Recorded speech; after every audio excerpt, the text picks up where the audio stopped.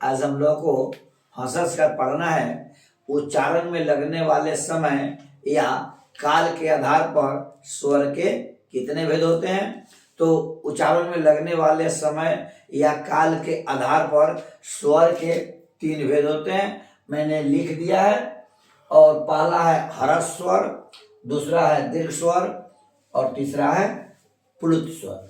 तो ह्रस्व स्वर वह है जिसमें एक मात्रा लगे, ह्रस्व स्वर वह है जिसमें एक मात्रा लगे, उसे ह्रस्व स्वर कहते हैं। इसीलिए ह्रस्व स्वर को एक मात्रिक कहा जाता है।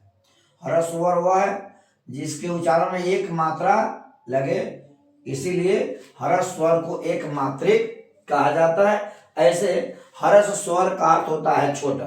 तो सबसे एक मात्रा है जिसमें स्वाभाविक है वह काफी छोटा होगा है। और इसमें जैसे में कौन आएगा, जैसे में आया अ,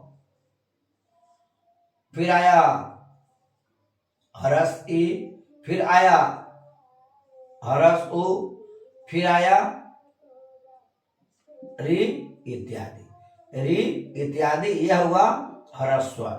तो ह्रस्व हमको यह जानने की जरूरत है कि ह्रस्व माने क्या होता है, छोटा, अर्थात जिसमें एक मात्रा लगे, इसी इसमें एक मात्रा लगता, यह एक मात्रा है अ, ह्रस्व ह्रस्व री, इसीलिए इसको एक मात्रिक कहा जाता है या इसको ह्रस्व स्वर भी कहा जाता है। दीर्घ, दीर्घ माना होता है बड़ा, दीर्घ मतलब क्या होता है, बड़ा। लेकिन इसमें कितने मात्रा हैं, 2, इसीलिए दीर्घ स्वर को द्विमात्रिक कहा जाता है। क्या कहा जाता है, द्विमात्रिक। ह्रस्व स्वर में एक मात्रा और दीर्घ स्वर में 2 मात्रा, इसीलिए द्विमात्रिक इसे कहा जाता है। और जैसे में आपका हुआ अ, हुआ आ, दीर्घी, दीर्घु, ए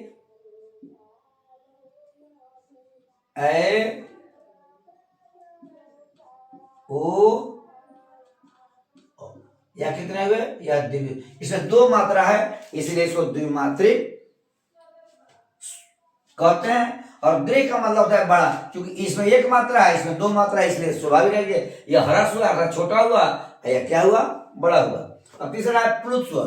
प्लुत स्वर वह है इसमें 3 मात्राएं लगता है, तो इसीलिए प्लुत स्वर को त्रिमात्रिक भी कहा जाता है। क्या कहा जाता है, त्रिमात्रिक कहा जाता है। इसमें कितनी मात्राएं लगती है, आपसे पूछे कितनी मात्राएं लगती है, 3। ऐसे 3 से क्लियर हो रहा है कि 3 मात्राएं लगती है। जैसे हम बोलते हैं ओम, क्या बोलते हैं, ओम। ओम में 3 मात्राएं लग रही है, ओम, इसलिए यह मेरा क्या हुआ, प्लुत स्वर हुआ। जैसे फिर हम बोलते हैं राम, तो यहाँ यह भी प्लुत स्वर हुआ। इसमें क्योंकि इसमें 3 मात्राएं लग रही है, इसलिए यह प्लुत स्वर हुआ। अब हम साधारण सी बात है, इसमें पहले हमको सोचना है। हम कई बार कहते हैं कि बहुत ऐसे प्रश्न हैं जिस प्रश्न का उत्तर प्रश्न नहीं होता है। जैसे ह्रस्व माने छोटा, एक मात्रा लगे, ह्रस्व स्वर को एक मात्र, हमको यह जानने की जरूरत है कि ह्रस्व स्वर को एक मात्रिक कहा जाता है, दीर्घ स्वर को द्विमात्रिक कहा जाता है। हम समझ लेंगे कि ह्रस्व स्वर को एक मात्रिक कहा जाता है, दीर्घ स्वर को द्विमात्रिक कहा जाता है और प्लुत स्वर को त्रिमात्रिक कहा जाता है। अगर यह 3 बात हम समझ लें कि ह्रस्व स्वर को एक मात्रिक, दीर्घ स्वर को द्विमात्रिक और प्लुत स्वर को त्रिमात्रिक कहा जाता है, तो आसानी से समझ जाता है। ठीक है, अगले क्लास में जय हिंद,